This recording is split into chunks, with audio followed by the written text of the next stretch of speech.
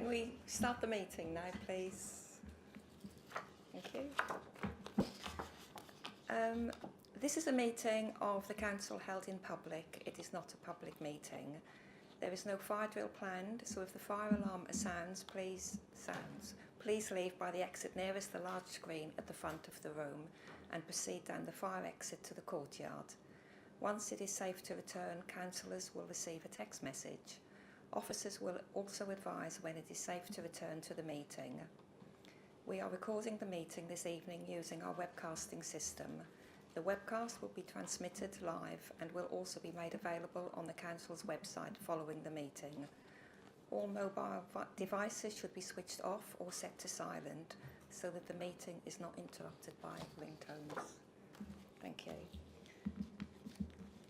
I hope that you're all cool enough in here and opposed to the heat outside. Don't think we've got no apologies for absence, have we? Any declarations of interest? No? Have you all read the minutes from the previous meeting, and are there any matters arising from that? No? Thank you. We'll go to the... Okay. Can we take a vote on the minutes, please, for the last meeting? Yep, unanimous.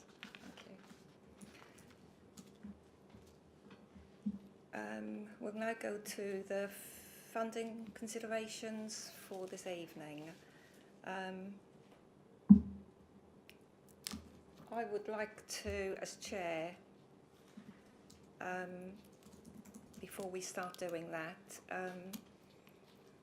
I've decided to defer 3 items from our agenda this evening, and my reasons are as follows. In light of Section 2 of the Local Government Act 1986 and the associated guidance on pre-election sensitivity, commonly referred to as PERDA, local authorities are advised to avoid any actions that might be perceived as seeking to influence the outcome of an election. Given that these are area-wide funding submissions, I believe it would be appropriate to defer these items until our next formal meeting. This will ensure compliance with the guidance and maintain the integrity of our decision-making process during the election period. The 3 items deferred are BOSS, which is the Brighter Opportunities for Special People, Baz Arts and the Parkside Centre, CIC. Basildon Heritage was a Pitsea initiative and was committed to before the area-wide submissions came into being. So as chair, I'm happy to discuss this item and keep it on the agenda, but the others I would like to defer till the next meeting. Does everybody agree, or are there anybody disagreements? You all agree? Yeah, okay. So I'll hand over to Colleen to then talk through the rest of the funding. Thanks, Colleen. Thank you, Chair. The first item on the funding considerations we have is for a £38,000 investment to fund 50% of a 2-person pride team for the Pitsea area. 30,000 of this will from the Pitsea Believe in Basildon Fund revenue, 4,000 from the Pitsea North West Community Priority Fund and 4,000 from the South East Community Priority Fund. The Council's Pride teams, as part of the Neighbourhood Services function, are multidisciplinary teams able to support and enhance neighbourhoods through undertaking the following works: soft landscaping, cutting back and removing overgrowth, deep cleaning, weed spraying and removal, edging of pathways. The teams also link in the wider neighbourhood services to have access to other services such as grounds maintenance, trees or street sweeping, amongst others, in order to build upon the recent move to neighbourhood-based services and provide greater visibility, connection and accountability to residents of the borough. A £38,000 funding consideration is sought from each of the borough's area committees to part fund 50% of a pride team for each area of the borough. This will allow each area committee, if funding is agreed, the ability to have an input into the works undertaken within each area committee boundary through a monthly work setting and progress update with the chair of the committee and regular updates to the area committees on works undertaken.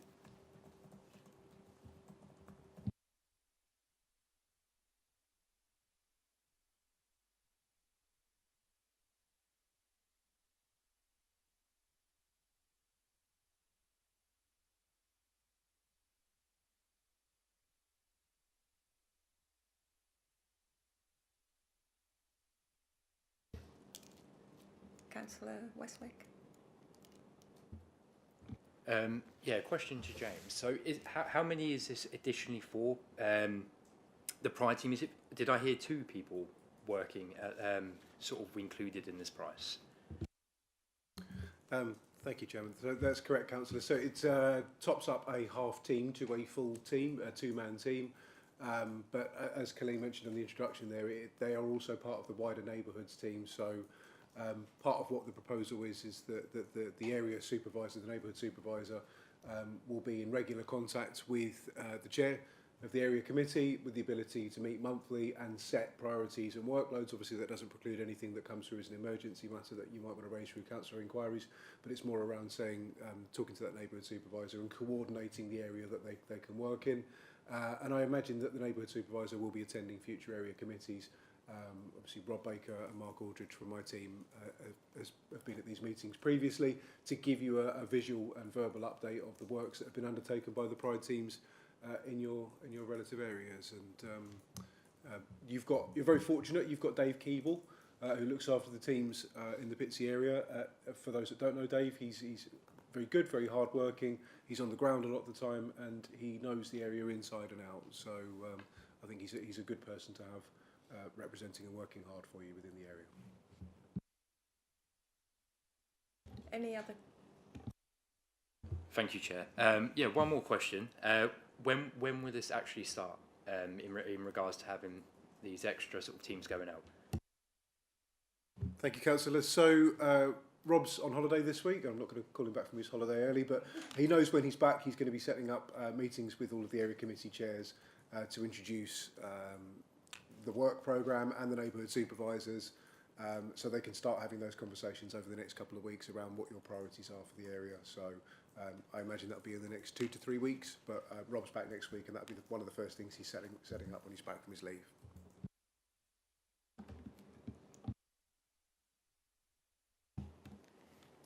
Thank you very much, Chair. And thanks as well for your time, officers, this evening.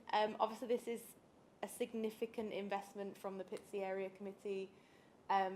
It's one that we're willing to invest because we know how important it is to residents to have clean and well looked after and maintained areas. There are a lot of issues at the minute with overgrown weeds. So, you know, I've been reporting them in Stokefeld, Travers Way, Chalk End, Bockingham Green, Chalverden near the underpass on the stairs.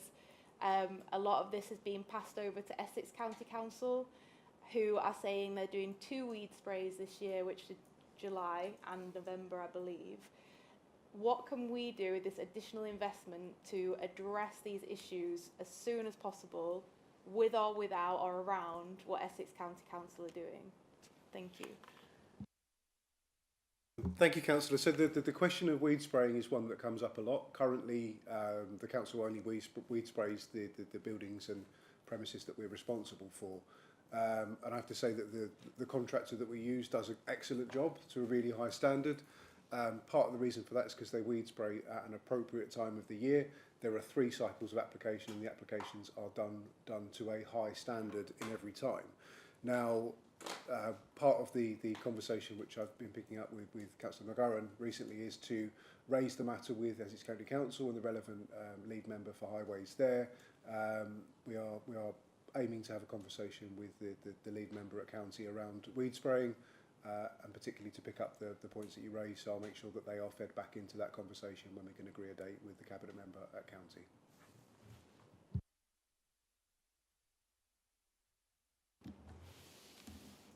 Thank you, Officer, as well. Just to follow up, From a performance perspective, how can we get assurance from your team after this investment has been made that there has been a marked improvement in the problem areas?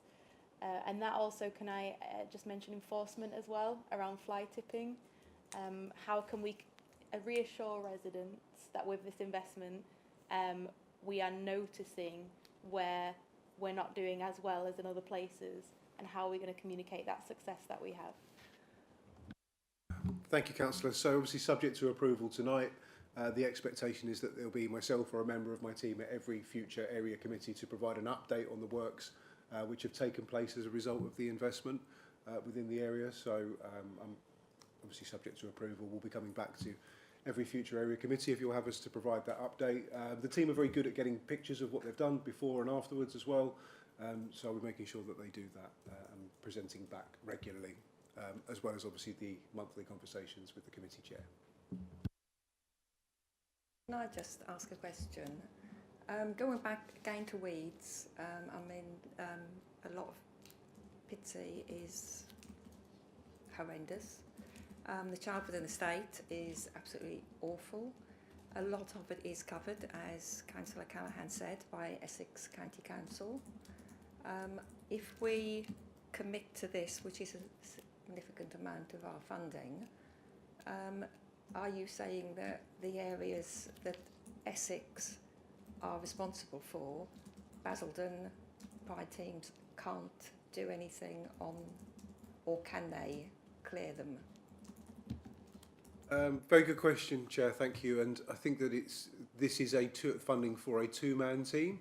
I think it's about looking at where the priority areas are. They are able to clear and scrape back and tidy up an overgrowth and remove weeds and so on. But I think it's about the initial conversation, at least, to say let's focus on a priority area and deploy the team in there and see what else they can do. Some of the pride teams that we've got, and we may wish to move them around if the issue is weed spraying. We have got some of the pride teams who have got weed spraying licences and the kit to do that. So if the priority is weed, then it may be a case of saying at that initial kick-off meeting, look, our main issues are in the areas we've spoken about tonight. It's around weed.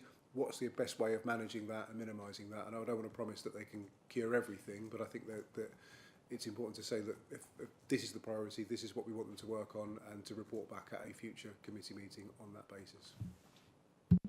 Thank you, but that still didn't actually answer whether they would be able to do the areas that are the responsibility of Essex County Council. Thank you. Yes, they will be able to do. They can do weed spraying, they can do surface removal, they can enhance that, so they can perform all of those functions. Obviously, it would be over and above what Essex are already paying for. So there is a risk that if an area was going to be sprayed by Essex County Council, then we are spraying it in addition. But obviously that's with the caveat that there are only 2 sprays and they are done. I think they're starting end of this month, and then they've got the second one to come. So I think that's where that they can do those works. Okay, would the system be used that Essex use, that they just go round on like a moped type thing and they're just spraying at all round? They don't actually spray properly. They don't spray all the weeds. It's just very randomly done. I've watched them doing it. And also, would the weeds then be cleared? Because that's the problem. You have green weeds growing, but then you end up with dead yellow, brown growth left, and this looks equally a mess. Thank you, Chair. So typically when the pride teams have done weed spraying and removal in the past, they will go through spray on foot, not on quad bike. So it does give you a much better saturation, and gives it the weed the chance to absorb the weed killer. They'll then leave it for 2 weeks to allow that weed killer to take, and then go round and either use a piece of equipment or do it by hand, but remove the weeds afterwards. So that's typically how we've worked in other areas. Councillor Westwick. Thank you, Chair. Yeah, so leading on to what Chair just said as well, obviously from the application it can take up to 2 weeks, and I think it might be down to maybe where Essex County Council aren't coming around and removing the weeds. So if maybe we could have that sort of feedback of the pride teams being able to do that, that would give us a lot more sort of hope that not only will the weeds be sprayed, then for it 2 weeks to work, but then the pride teams to be able to go around and remove the weeds. I did have a bit of a follow-up question. How many members of staff currently have a PA1 or PA6 license? Is it something maybe that we could help with as an area committee to be able to put them onto these courses? Is there maybe a lack of people with that relevant qualification to be able to spray? So that'd be a question to you there, James. Thank you. Thank you, Councillor. So I think I've got 4. So I've got 2 teams of 2 who are sprayed, and what we tend to do is use those in rotation. So we'll rotate the teams that have got the spraying licences ahead of the teams that are catching up 2 weeks before. So we tend to use it on that basis. So, but again, it depends where we deploy them and what we do with that. But yeah, I've got the teams out there. It's something that we'll always look to get better resilience and get people through the training. It's we do it through a Writtle College, so it's all good. It's good qualification for the teams to have as well. Just basically, I think the thing with the pride teams is they're like a Swiss Army knife. They do have a number of different tools available to them, and quite a lot of skills that they can turn to do different types of work. And obviously, weed spraying's part of their armoury. If I'm not mixing my metaphors too much. Just one more question from me. I think we did have a conversation about this, about when we have street surgeries, and a lot of that is overgrowth that the residents are complaining about. And you said that we could even maybe arrange a pride team to come out with us, but it's a Saturday, so that wouldn't be applicable. But we could then maybe have anywhere that we'd had residents complaining about, we could then have a pride team go in there within that week, so the residents actually complained to us, and then they actually saw the job being done, rather than it just being sort of ad hoc, not related to us. I mean, if we're doing a street surgery and we're saying we're going to get things done, it would be nice if we're paying this amount of money for the residents to know that that is because of this, that they're getting the jobs done as quickly. I think, Chair, it's a really good idea, because it's, for me, that what would really help us if we, as part of your conversations with the neighbourhood supervisor, were to say we are doing street surgeries on this day. The next week we aren't going to tell you what our priority is, because we're going to need to be flexible depending on what people tell us on the street surgery. So we book them in, and if we get the message over to the neighbourhood supervisor, this is something that we can work out so that we can deploy there quickly, but keep that space booked for whatever comes out of the street surgery. I think that's a really good way of the whole point of this closer working with the area committees is about that much closer connectivity with our communities, and that much better ability to visibly show, you told us this and here's what we did as a result of it. And that's why I'm hoping that this works. But again, this is something we've not tried it in this way before. Previously, the workloads would have been set by the portfolio holders for the service, and I think that I'm quite interested to see how this works. And if there are things that we need to tweak throughout the year, then me and my service are amenable to that feedback. And I think it's important that we keep this dialogue, and above all, the visibility of the work that we're doing out in the open for our residents to judge us by what we're doing for them. Councillor Callaghan. Thank you, Chair. We're all very excited about the prospect of targeting these areas. You made a really good point. This should bring councillors and residents closer together to get results. So I think that it would be a good idea to consider, if the funding goes through and is approved, a plan to communicate with residents consistently about this, have them feeding into us on a regular basis, so that the two-man team that we're funding never stall, and they never are left without direction of where they should be going. So I think a very regular communications programme with residents should be part of this. Make sure that you always know where we need you to go. I just wanted to ask about trees. A lot of residents have problem trees. Some have roots that are breaking over pavements, which, as we know, has to go to Essex County Council. But are there things that our two-man team can do to ease overgrowth, overshadowing of back gardens in places, or places where there are problems with overgrown trees? Is that something we can offer to residents as part of this? Thank you. Thank you, Councillor. So typically the Pride teams will be able to deal with low-level growth, so that's up to about 8 to 10 feet high. They can deal with some low-hanging branches, some bramble, that sort of thing, and some epicormic growth if it tends to it can create sort of dumping or litter traps.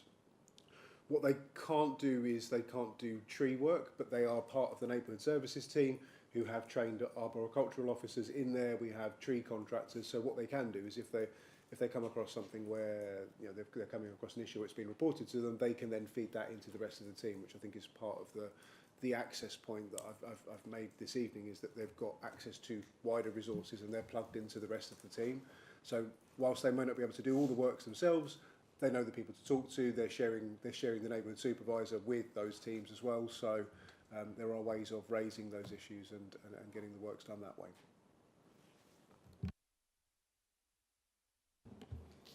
Thank you. Any more questions? No? Okay. I'll put it. Councillor Baker. Thank you, Chair.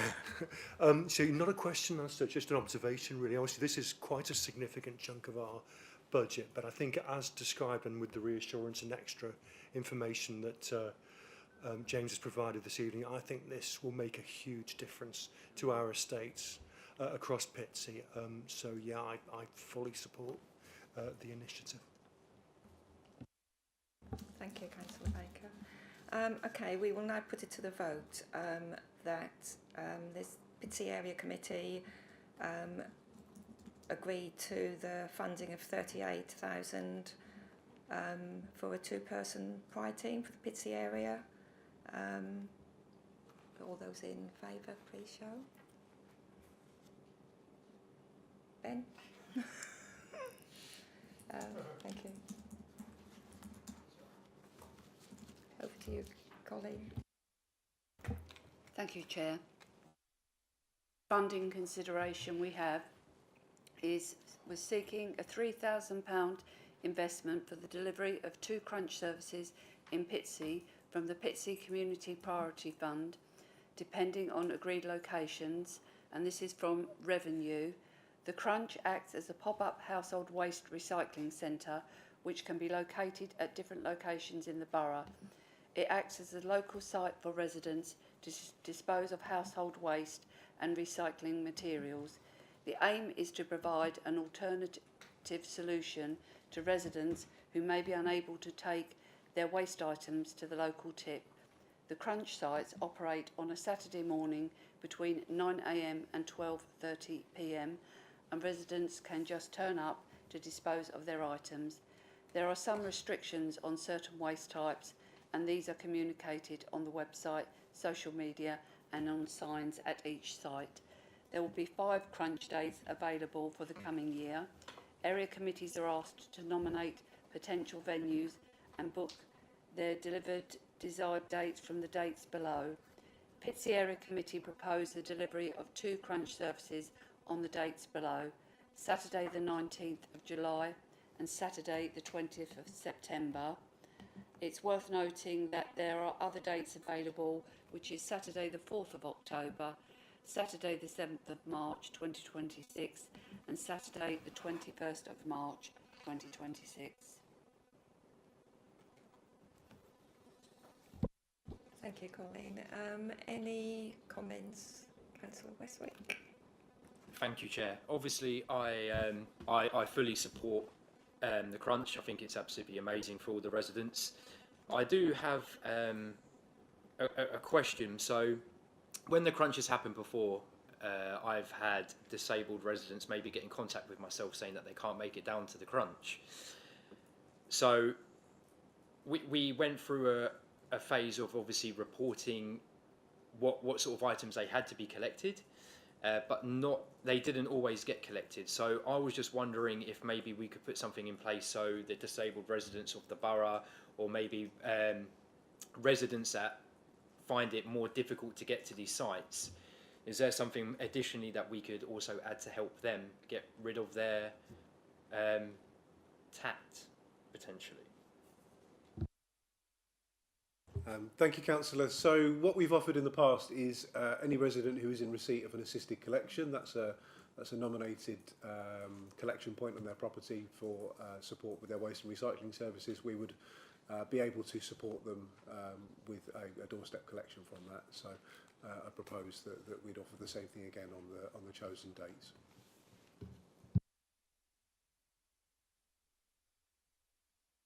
Any other councillors? Thank you, Chair. Yes, so a question for James.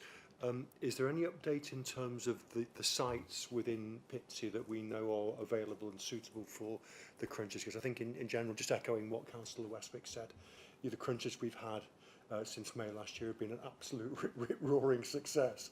But we have had a lot of discussion about what venues could be used, and it seemed that might be a limited range. So any update on that subject would be appreciated. Thank you. Thank you, Councillor. So you're quite right. The events so far have been a massive success. I think we've had queues of cars turning up every time. Locations have proved tricky.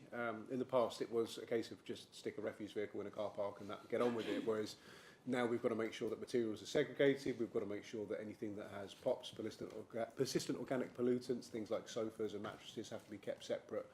We keep metal separate and other recyclables, electricals. We have to segregate certain materials, so we can't just have everything in the back of one vehicle like we used to, which means that we are limited in terms of space.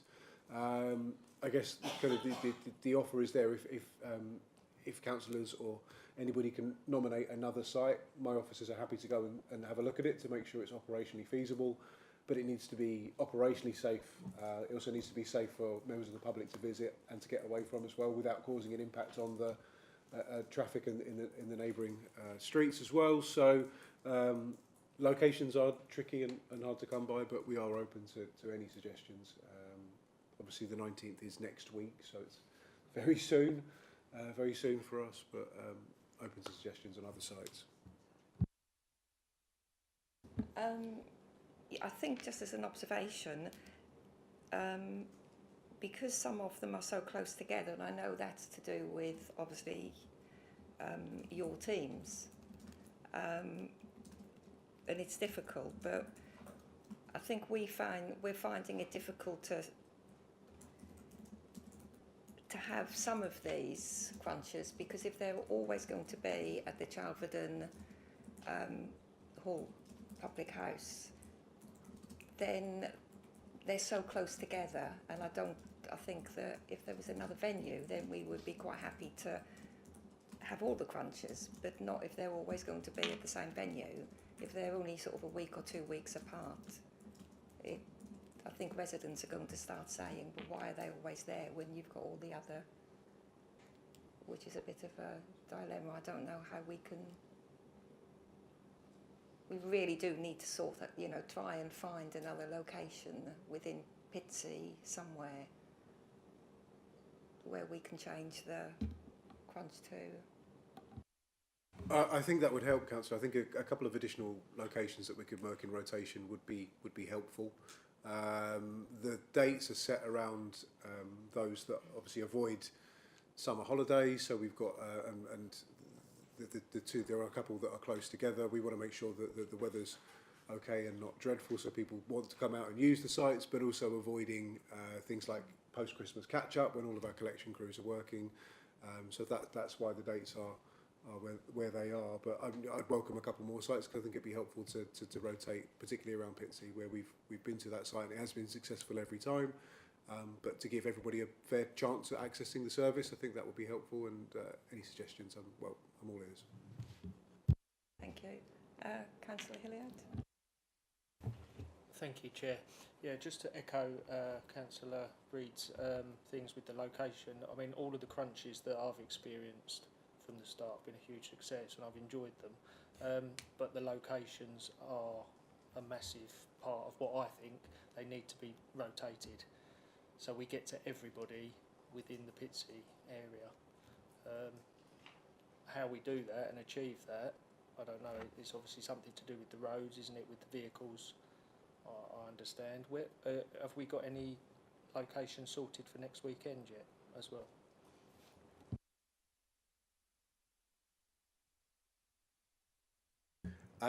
Obviously, nothing's been funded yet, so let's not prejudge the decision. But it would be Chalverdon Hall Pub at this short notice, and obviously later in the year, that's when we can look to alternatives. We know that site, we know it works. We probably need a bit of time to engage with anybody else around potential sites. There are some larger sites. If you look at like the market site, it's not owned and operated by the council, but it's a nice big area. It would be big enough to hold it there, but we couldn't do it on a market day, and we're not. And I don't have the authority, and it's not my land to give us permission to. But I think that the later dates might, it might be helpful to have those conversations. If there are other people that we can reach out to, we're happy to have those conversations. Just point us in the right direction. Thank you. Councillor Callaghan. Thank you, Chair. I can see on the agenda that there's a proposal to fund 2 out of the 4 crunch services owing to these logistical conversations around location dates. I know that crunch services are always so welcome. I don't want residents to miss out on any of them. And I wanted to ask the committee, because this is something we actually haven't discussed previously, but would there be appetite to fund all 4 of them if we could figure out 4 dates that work and 4 locations that provide that variety? Because we don't want to miss out on this. We always know that it helps people's mental health and well-being. I can see that there's a proposal for 2 in 2025 and 2 in 2026. I don't want to risk just having 2 funded in 2025 and then maybe losing the funding or something happening to change the situation in 2026, that we lose the opportunity to have more. So I just want to put that to the committee for a short discussion before we move ahead. Thank you, Chair. Thank you. I think that the whole reason was because of the venue, because it was sort of that all of them would have to be in the one place, and we didn't think it was right to have one in September and then one on the 4th of October, and the same as the 2 March ones. If they're all going to be at the same venue, I think residents will start getting upset and annoyed. Why are they always there? We do need to rotate them so that other people get the chance of the crunch being there to them, rather than them always having to come to. And I think that was the reason why we said we'd do these 2 and then try and look for other venues and then fund. Yeah.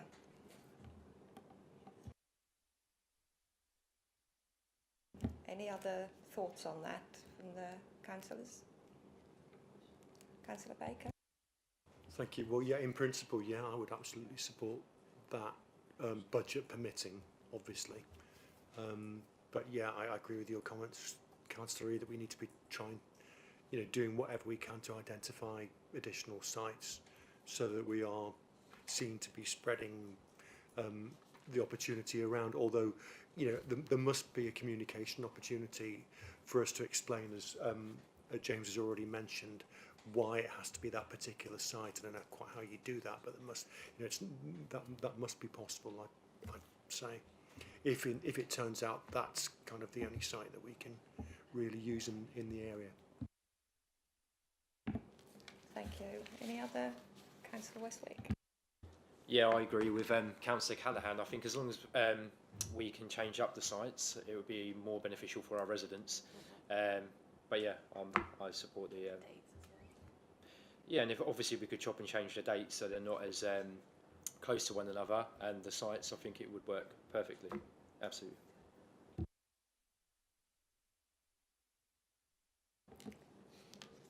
Thank you, Chair. I think we were just looking to make sure that there was the adequate resource to amend that, and it looks okay. So yeah, looks like the money is in there if you did want to change that. Councillor Baker? Yeah, so just on the point that Councillor Westmake made there, I mean, my understanding is that we're not at liberty to change the dates because of the crunch taking place on certain dates across the borough. So could you confirm whether that's correct or not, James? Thank you, Councillor. So the dates are set for the reasons that we are delivering the same dates to each of the area committees. The cost per site is based on a number of them. I need 3 or 4 really to sign up to keep the cost at that price. Otherwise, I can share the cost of a supervisor. I can split a metal vehicle between 2 or 3 sites. I can share the relief vehicles across 2 or 3 sites, and that's what keeps the costs down. So the dates are fixed for that reason. But obviously, an individual date would need quite significantly more funding than we're asking for each of the current dates that are available. So that's why. Councillor Palmer? Thank you, Chair. I think personally that if we can move the locations, the fact that they're close together is not that pertinent, because we will be serving different areas of the borough, so it's not replicating a service in one place. Thank you. Councillor Westwick? Question for James. How many other area committees have agreed to these dates so far? 4 have signed up to the crunch. This will be the 5th, and the final one is Wesley Heights, which is this evening as well. So yeah, but 4 have signed up so far.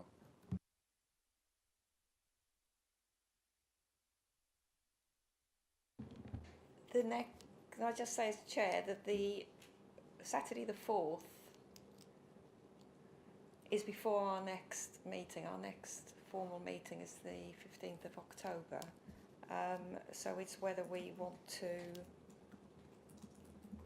have one on the 20th of September and the 4th of October.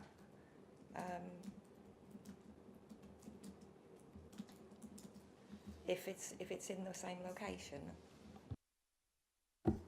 I know we might be a bit apprehensive on the dates because they seem quite close together, but we also have to think some residents may not be able to come out on that specific day, or some residents might be away on holiday.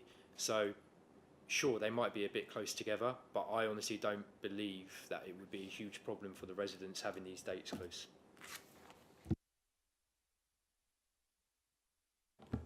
I agree that it won't be a problem for the residents that live nearby, but I'm worried about the residents who are going to say, why is it always there? We can't get to it. It's too far for us to get to, because everybody hasn't got a car.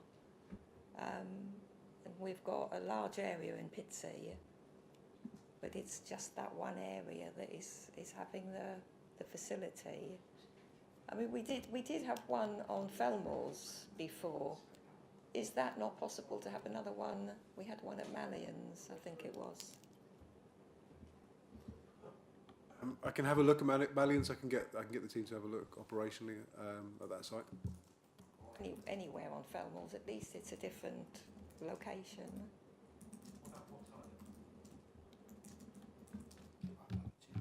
Right by there's a public recycling centre right next door to it, and it's yeah. I feel like this is my fault, but do you think, is there agreement to move an amendment to fund all 4 crunch services in 2025-2026 with the proviso we can, there's 5, there's actually 5, so all of them, on the proviso that we can scope out alternative locations to make sure that more residents benefit from the dates suggested? But I need, obviously, all committee members to share how they feel, and the chair has final vote. But obviously, we did discuss that, and that was why we said we'd just do these 2 for now. Because if we pay for all of them, then if we don't want them at the same venue, then we have to withdraw that funding, which doesn't make it easy for, obviously, the council, because we've committed that money for that crunch.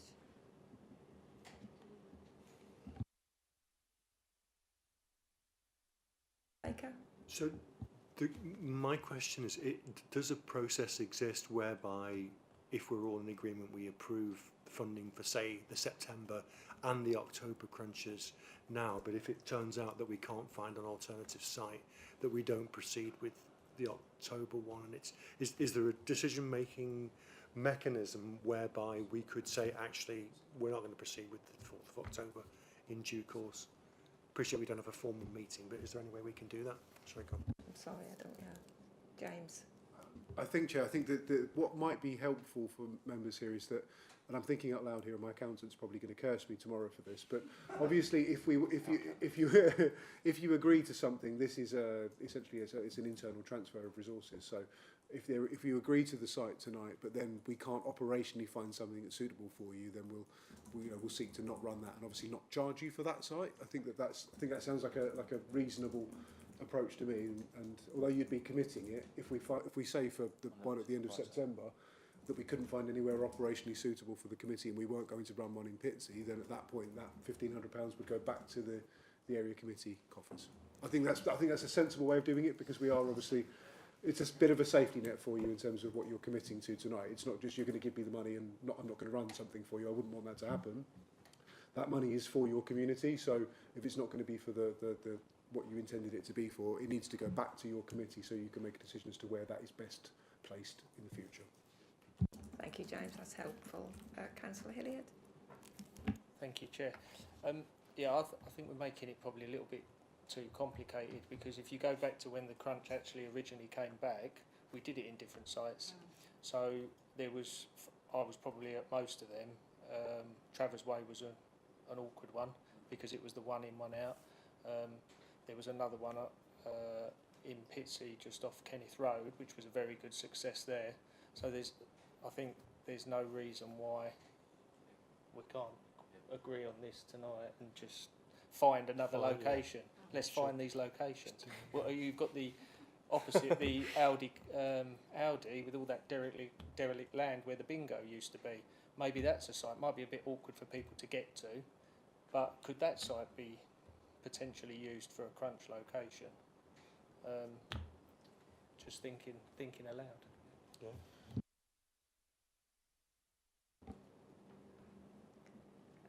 Well, as a committee, do we agree that we do 3 crunches, the July, September and the October one, and then we look at the March ones at the October meeting? But hopefully for the 4th of October we can find an alternative location. Are we all happy to add that onto what we're going to vote for?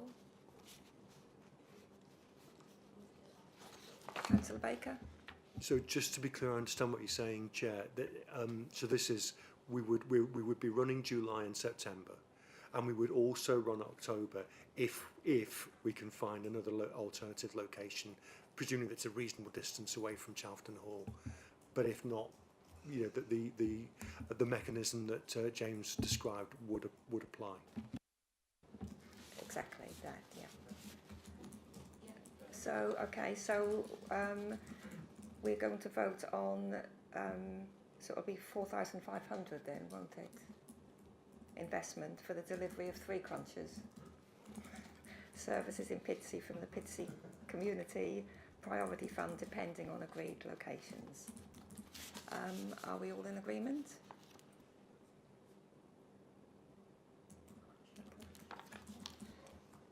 Thank you. Colleen? Thank you, Chair. The third funding consideration is to seek £2,469 funding award to Basildon Heritage IT project, £2,151.41 from the Pitsea Believe in Basildon Fund Capital, and £318 from the Pitsea Believe in Basildon Fund Revenue. Basildon Heritage is a volunteer-led organisation based at the Green Centre in Wat Tyler Country Park. Dedicated to preserving the borough's cultural heritage, the group believes that understanding our past is essential to building a sustainable community. Their mission is to safeguard local history for the benefit and enjoyment of future generations. Their key activities are collecting photographs and memorabilia for exhibitions held in libraries and other venues across Basildon, delivering talks on local history both at the Green Centre and off-site, maintaining a permanent office and ongoing displays at the Green Centre.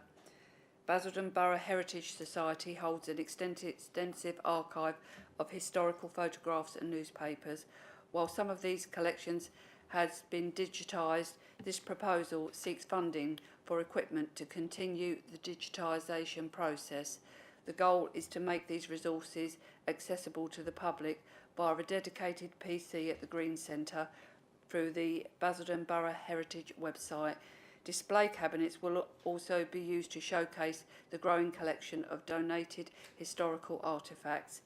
The project cost breakdowns is £2,151.41 for IT equipment and for storage and display equipment, and the costs are broken down. The project cost breakdown from revenue is £318, and this is for a sign, so that couldn't come out of capital, and that's a total of £318, and that's so that people, as they approach the Green Centre, know that that equipment is in there and that they can go in there and access that. So the total funding request is £2,469.41. Thank you, Colleen. Any questions, discussion on the funding for Basildon Heritage IT project? Councillor. Thank you, Chair. I think we can all agree that although Basildon's a relatively young borough, there are lots of historical towns and settlements here, and I know that people feel very strongly about the town they grew up in and the memories that these places still hold, and I think that this is a way of making sure those memories are preserved. I've seen myself the colourised, digitised photographs of areas in Pitsea Area, you know, and it does strike a lot of a sentimental note with residents, a lot of nostalgia. Some complaints about how the town's gone downhill since. But with our new Pride teams, I feel like we can restore a little bit of that confidence.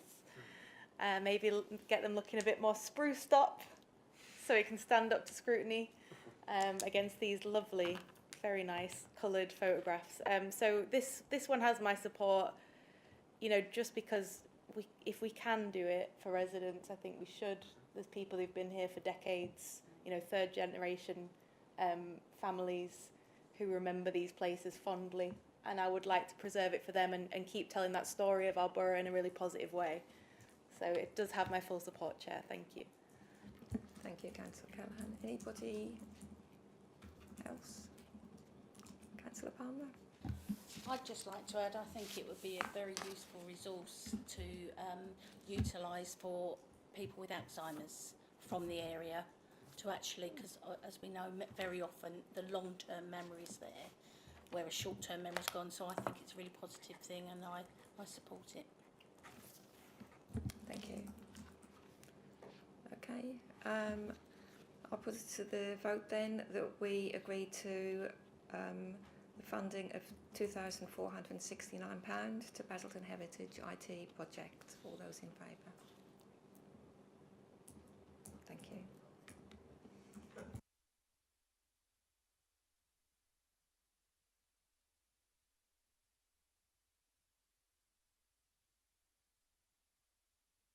The rest of the items have been deferred.